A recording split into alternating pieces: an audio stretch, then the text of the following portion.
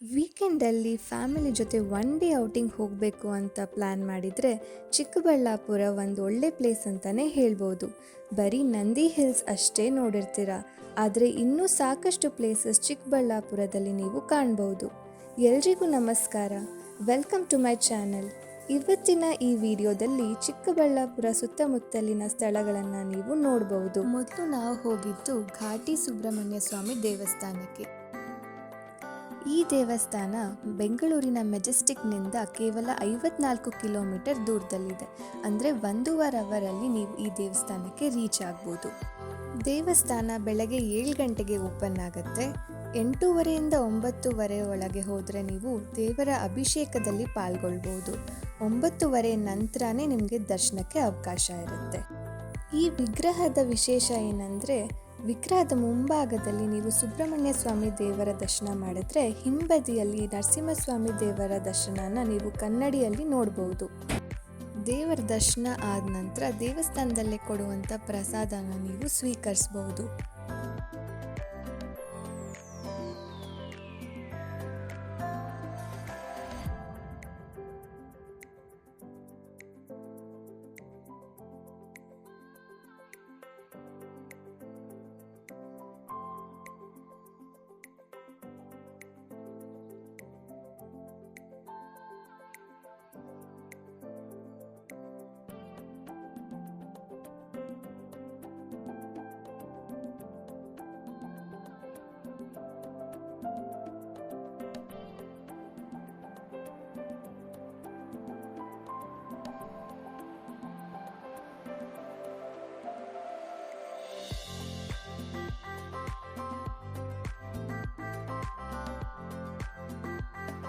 ಘಾಟಿ ಸುಬ್ರಹ್ಮಣ್ಯದಿಂದ ಹೊರಟಾಗ 10 ಗಂಟೆ ಆಗಿತ್ತು. ಹೊರಡುವಾಗ ಆನ್ ದ ವೇ 1 ಕಿಲೋಮೀಟರ್ ಅಷ್ಟು ದೂರದಲ್ಲಿ ಒಂದು ಲೇಕ್ ಇತ್ತು. ಅಲ್ಲೇ ಸ್ಟಾಪ್ ಮಾಡಿ ನಾವು ತಂದಿದ್ದ ತಿಂಡಿನ ತಿಂದ್ಕೊಂಡ್ವಿ.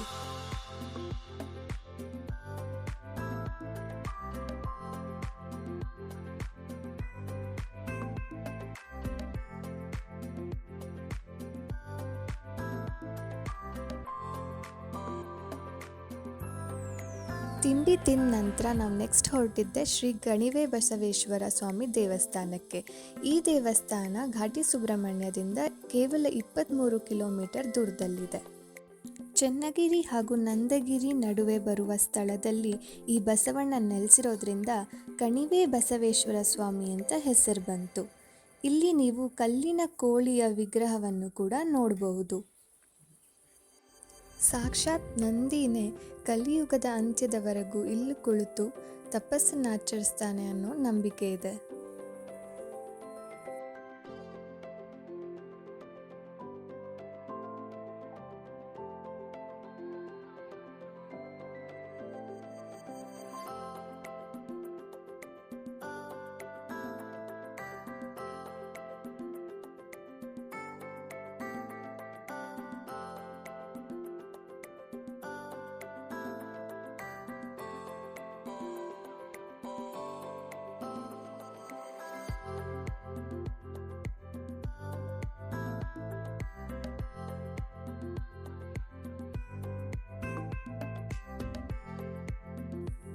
ಶ್ರೀ ಕಣಿವೆ ಬಸವೇಶ್ವರ ಸ್ವಾಮಿ ದೇವಸ್ಥಾನದಿಂದ ನಾವು ನೆಕ್ಸ್ಟ್ ಹೊರಟಿದ್ದೇನೆ ಭೋಗನಂದೀಶ್ವರ ದೇವಸ್ಥಾನಕ್ಕೆ. ಈ ಭೋಗನಂದೀಶ್ವರ ಸ್ವಾಮಿ ದೇವಸ್ಥಾನ ಕೇವಲ 3 ಕಿಲೋಮೀಟರ್ ದೂರದಲ್ಲಿದೆ.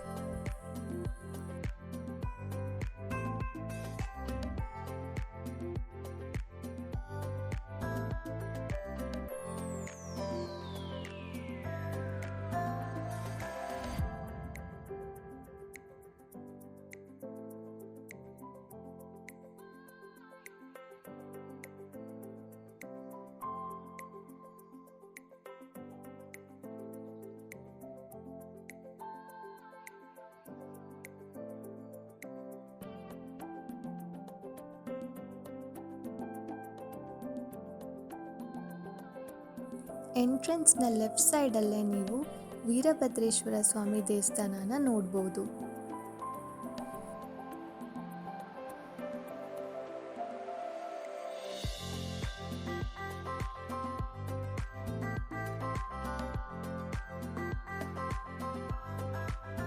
ಈ ಭೋಗನಂದೀಶ್ವರ ದೇವಸ್ಥಾನ ತುಂಬ ಪ್ರಾಚೀನವಾದದ್ದು ಅಂತ ಹೇಳ್ಬೋದು. ಕಲ್ಲಿನ ಕೆತ್ತನೆಗಳು, ಮಂಟಪಗಳು ತುಂಬಾ ವಿಶೇಷವಾಗಿದೆ.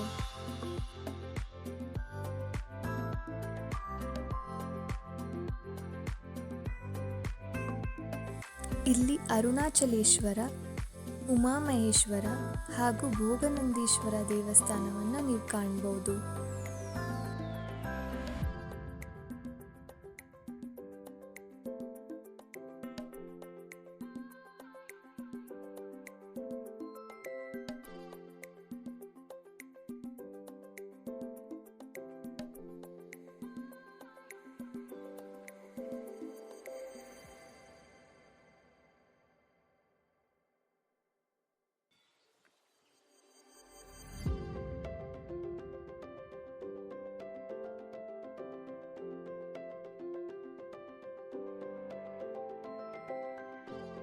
ಈ ದೇವಸ್ಥಾನದಲ್ಲಿ ಒಂದು ಕಲ್ಯಾಣಿ ಕೂಡ ಇದೆ, ಅದನ್ನು ಕೂಡ ನೀವು ನೋಡಬಹುದು.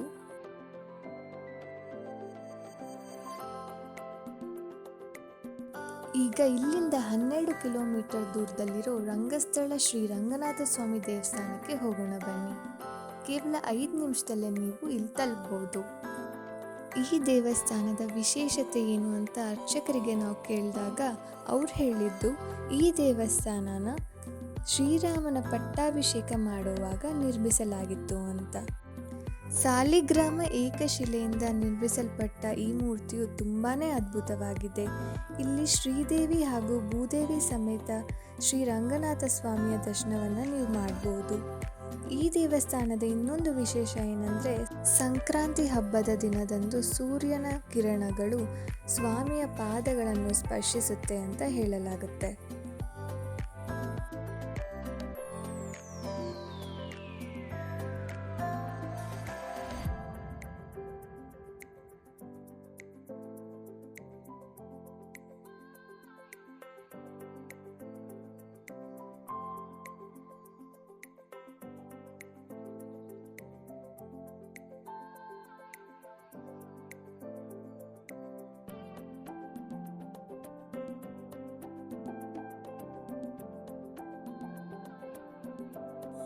ಸ್ವಾಮಿಯ ದರ್ಶನ ಮಾಡಿದ ನಂತರ ಮನಸ್ಸು ತುಂಬ ಪ್ರಶಾಂತವಾಗಿತ್ತು.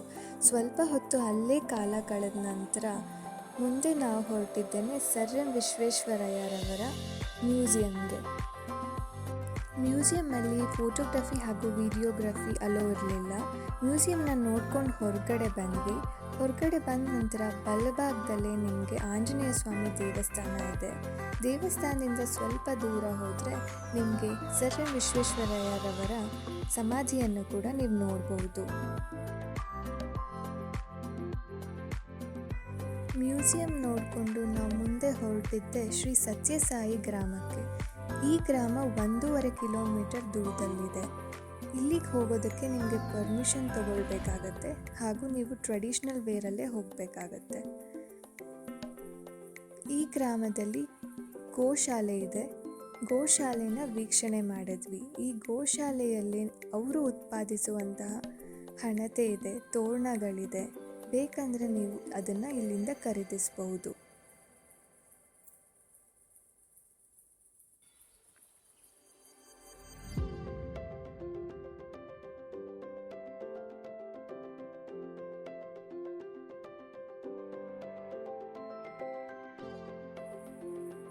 ಇಲ್ಲಿ ಆದಿಗುರು ಶ್ರೀ ಶಂಕರಾಚಾರ್ಯರವರ ಮೂರ್ತಿ ಇದೆ. ಸ್ಕೂಲ್ಸ್ ಕೂಡ ಇದೆ. ಧ್ಯಾನ ಮಂದಿರ ಕೂಡ ಇಲ್ಲಿದೆ.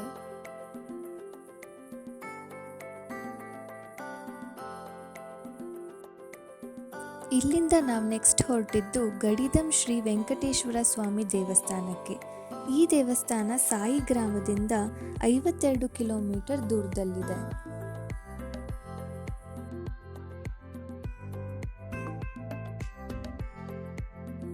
ದೇವಸ್ಥಾನದ ಮುಖ್ಯ ದ್ವಾರದ ಎದುರುಗಡೆ ದೊಡ್ಡದಾದ ಒಂದು ಆಂಜನೇಯನ ಮೂರ್ತಿಯನ್ನು ನೀವು ಕಾಣಬಹುದು.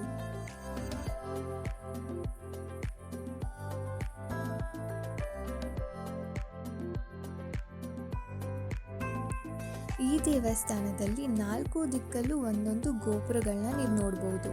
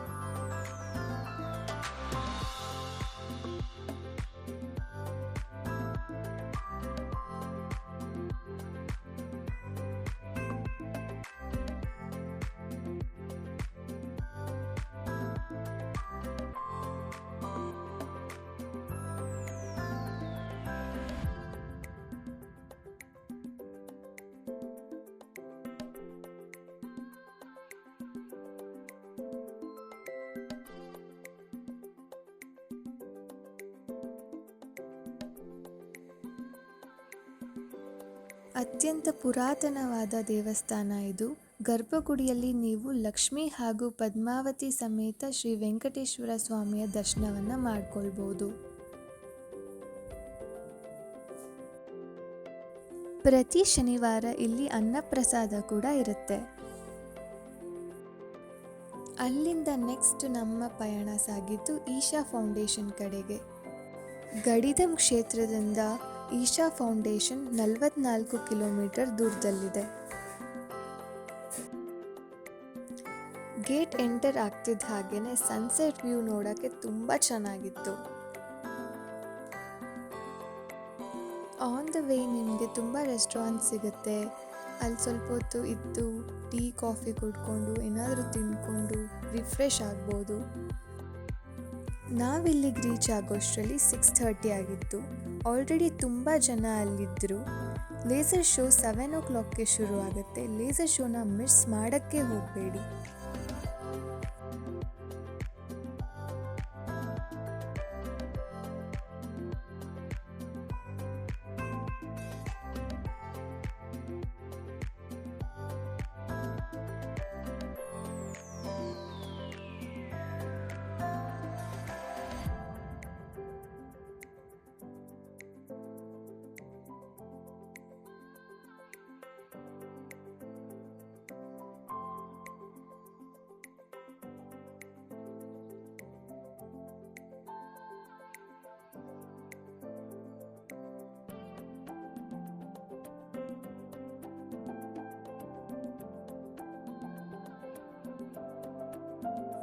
ಲೇಸರ್ ಶೋನ ನೋಡ್ತಾ ಇದ್ದರೆ ಮೈಂಡ್ ತುಂಬ ಪೀಸ್ಫುಲ್ ಆಗಿರುತ್ತೆ.